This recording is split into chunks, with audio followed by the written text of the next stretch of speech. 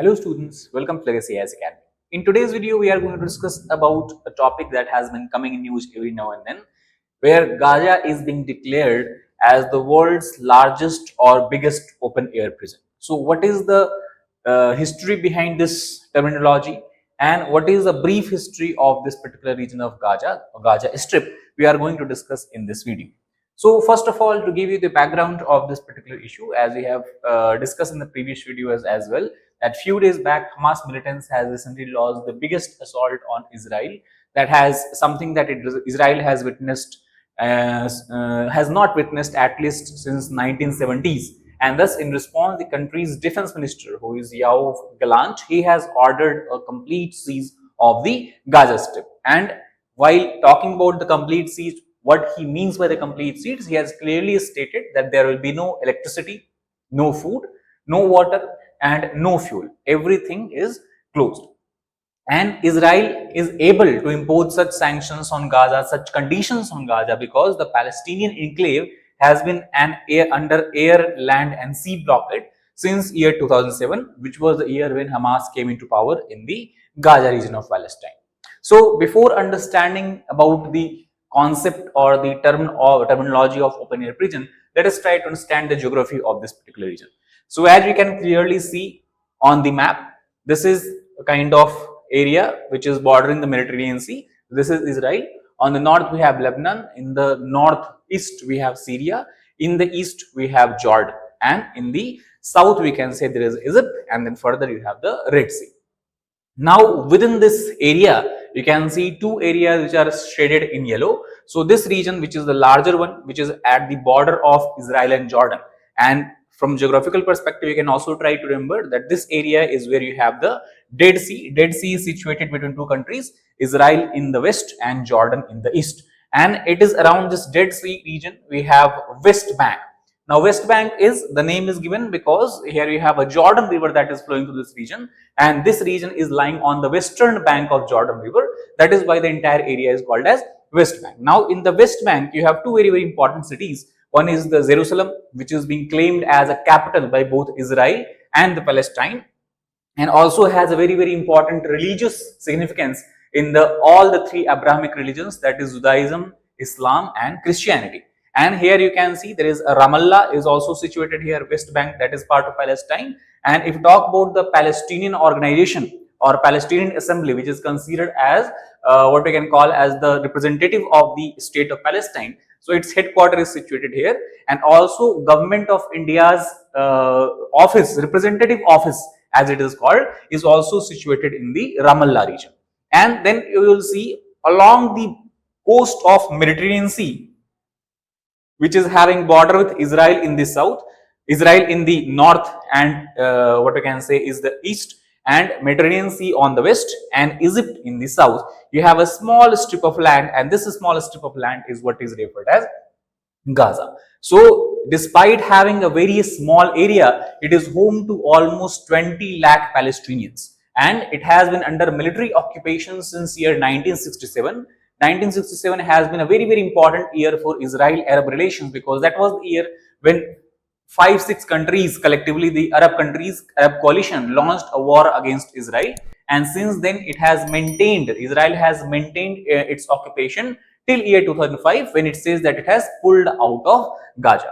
However, if you look at the viewpoint about this matter of the important organizations such as United Nations, European Union, and any other international organizations, whether it is humanitarian organization or NGOs, they still consider Gaza as an occupied territory.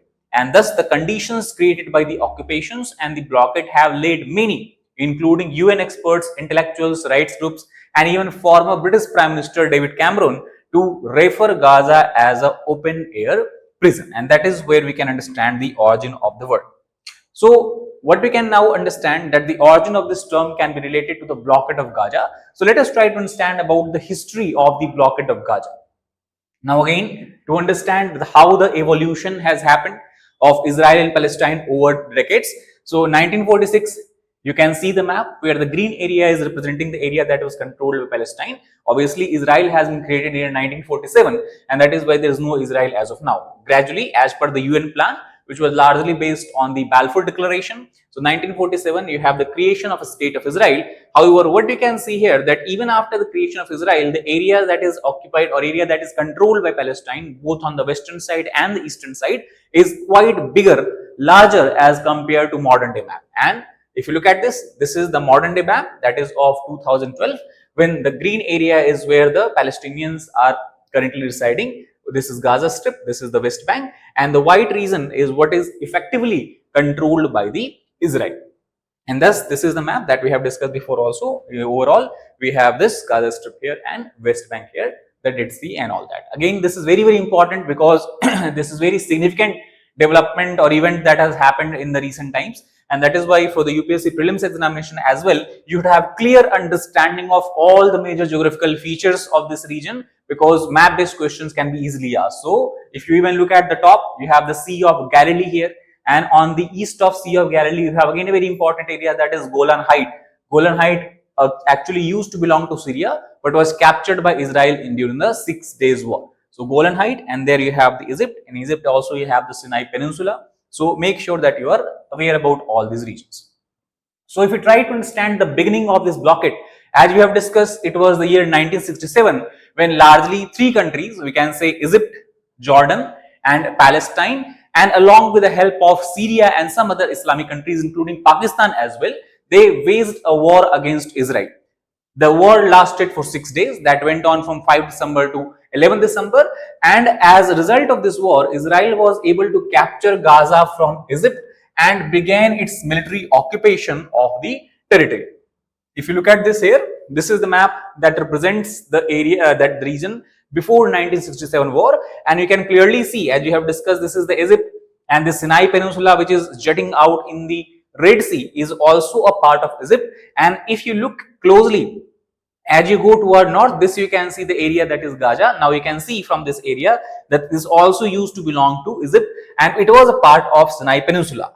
However, after the 1967 war, as we can see, Israel captured the Golan Heights from the Syria. It captured West Bank, which used to be part of Jordan. This is Jordan, and it captured Gaza from the Egypt along with this large Sinai Peninsula. So you can see there has been sudden expansion of Israel's control over this entire area as an outcome of 1967 war. And due to this, after the war between 1967 to 2005, as a result of this victory, Israel was able to build 21 settlements in Gaza, and at the same time it urged Palestinian residents through coercive measure many times, as well as by giving them incentives such as financial and other incentives to leave the territory of Gaza and settle in some other areas. However, this was a time that also had seen rise in the Palestinian resistance and development of, or what we can say, emergence of lot of terrorist organization, or what we can say, such organization which used to have extremist belief to have the control over the Palestinian territory. So both violent as well as non-violent in the form of Palestinian organization, Palestinian Assembly, that time under the leadership of Yasser Arafat, and after his death, currently the leadership is basically Palestinian Assembly is led by the current leadership. So if you talk about this, then against the Israeli occupation, there has been very significant rise of both violent and non-violent resistance, and in 2005, Israel then withdrew its settlement from Gaza. Now, in between 2005 to 2007, again very important development has happened, that though it withdrew its settlement from Gaza, it has temporarily put blockades on the movement of people and goods into and out of Gaza on the multiple occasions, on the ground of these developments or these movement posing threat to the state of Israel. Now here some other important agreement is there that has been signed. For example, it was year 1993 when the Palestinian Authority got administrative control over Gaza after Israel pulled out, and election was held in 2006 as per the Oslo Agreement.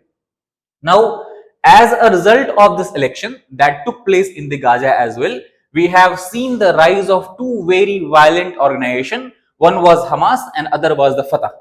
Hamas is responsible for the current attack that has happened on Israel. So the reason behind the emergence of Fatah can be traced back to the rise of Hamas as a significant political power, because in the 2006 election, when Hamas fought in the Gaza Strip, They became victorious. They got the majority of the votes, and Fatah then lost its voice, and that is why it began to have a lot of violent terrorist attacks on the Hamas headquarters as well, and that has caused loss of hundreds of Palestinian innocent lives.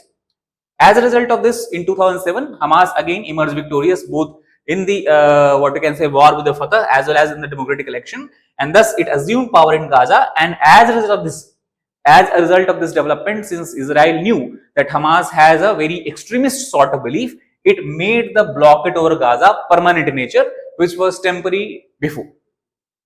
As a result of this development, then Egypt, which is also sharing border with Gaza, as we have discussed in the earlier map, it also started to develop a border and participated in the blocking. So what it basically means, now Gaza is surrounded by Israel from two sides, Egypt from one side and Mediterranean Sea from the other side. So this effectively meant that most of the people could not go into and out of Gaza, and that the movement of goods and aid was highly restricted. And Israel justifies this blockade, as we have discussed before, being necessary for its security. So that is the justification that is given. So what about the barriers, the walls and crossings that exist within this region?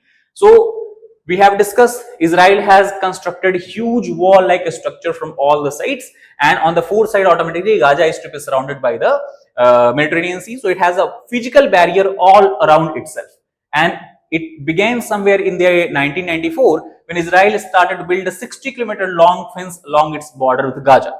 However, as the development has happened, we have discussed before, it has started to also upgrade this simple border into more sophisticated border security system, and the main elements of such security system, and that is why many people are very astonished by the way how Hamas militants have been able to enter through the break through this border. That is also raises a question about the effectiveness of the border security system.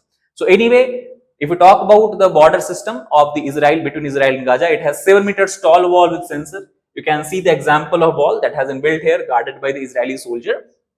And also at the same time, those places where the manned border guards are not present, they have installed remote control machine guns. That means in case of the infiltration at the border, these remote controls machine guns can also take action and try to kill the illegal entrants. And thus, apart from that, since there is a possibility, because it is kind of desert area, the infiltrators can try to dug inside and come out through the tunnels. So to ensure that this does not happen, Israel also has constructed underground walls to prevent any such movement through the tunnels. And obviously, apart from that, there are a lot of other additional resources that has been deployed here. For example, radars are there, sensors are there, you have remote controlled cameras are there.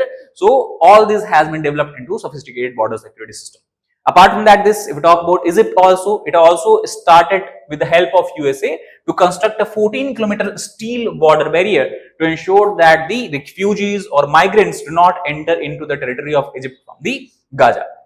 Not only that, taking example from Israel, it also has built underground barrier to block the smuggling tunnels, which was very, very common when food, weapons and a lot of different drugs and everything was being smuggled between the Egypt and Gaza in the earlier days. In the west, as we have discussed, there is a Mediterranean Sea, and that Mediterranean Sea is also not having free movement, because there also Israel controls the sea route into Gaza and doesn't allow it to be used for the transfer of people or goods whenever it feels that it can pose threat to the security. Now, what about the crossing? Do they have any crossing along this entire border? So answer is yes. In normal situation between Gaza, Israel and Egypt, there are 3 border crossings that are functioning. However, as per recent times or as per current scenario, Israel has completely blocked all the 3 crossings, and that is what many human rights organizations also have basically raised questions about. So if you look at this particular map, this is the Gaza Strip. Here we have Israel, here we have Egypt. So one border crossing is between Egypt and Gaza. That is called as Rafah border crossing, which has been bombed in recent few days before. And then we have the Kerem Salom border crossing, that is in the south between Gaza and Israel. And then we have one other border crossing in the north that is called as Erez between Israel and Gaza Strip. Apart from that, there were several other border crossings in the past, such as Nahal Oz, Karni, Kisufum, Sufa. But as you can see, all these other border crossing has been completely closed by Israel. So as of now, there are 3 functioning border crossing, but these 3 are still not functioning as of now due to the recent development that has happened in this region. So what has been the impact, overall impact of this blockade on the citizens of Gaza? So first of all, as we have discussed, that Gaza is a very small area, though it is holding almost 20 lakh residents in just 365 square kilometers. So it is a very high population dense region. And as per the United Nations Office for the Coordination of Humanitarian Affairs, also called as OCHA, UN OCHA, it says that the blockade has undermined Gaza's economy, resulting in high unemployment, food insecurity, and aid dependency. And if you try to understand this in the context of numbers, so as per the same report, it says that about 61% of Gaza's population is dependent on the food aid that is largely being supplied by United Nations, European Union, and other international organizations. Almost 31% of households, and especially children, have difficulty in meeting the essential educational needs due to poor financial resources or lack of financial resources. About more than 46% of people are unemployed. That is the unemployment rate of Gaza. And also there is a shortage of electricity because Gaza itself does not have resources to generate electricity. There is only one functioning power plant, and most of the other electricity demand, power demand, is largely met by the Israel. So due to this reason, power cuts are very often, and on an average around 11 hours of power cut is observed in this region per day. So this is the scenario that we see in the Gaza.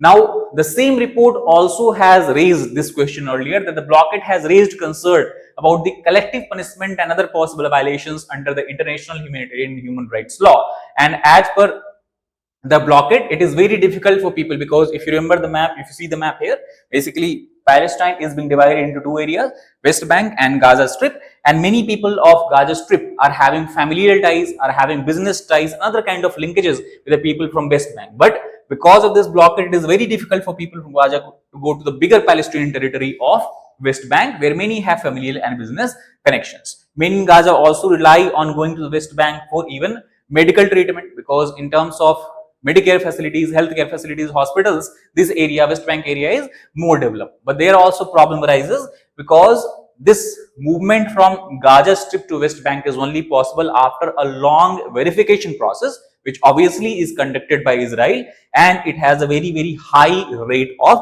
rejections, especially if the movement is happening. The people who are trying to move are lying in the are basically youth population. And in this context, the Francesca Albanese, who is the UN Special Rapporteur on Human Rights in the occupied territories of Gaza, she has said there is no other way to define the regime that Israel has imposed on the Palestinian, which is apartheid by default, other than as an open-air prison. Again, the term has come here. Also, Noam Chomsky, who is a noted linguist and public intellectual of United States of America, he wrote in 2012 that hardly takes more than a day in Gaza to appreciate what it must be like to try to survive in the world's largest open-air prison. Again, the term has been used, and as we discussed in 2010, before that, the then British Prime Minister David Cameron has referred to Gaza in Parliament of UK also as a giant open prison. So this is the origin of term of open air prison, that is we are seeing frequently being referred in the media articles with reference to the current Israel-Palestinian crisis that has emerged. So that is all about this particular video. I hope you understand overall about a brief history of Gaza, how the blockade has impacted and what is the reason behind the blockade, and the coining of the term open air prison. So that is all for this video. Thank you very much.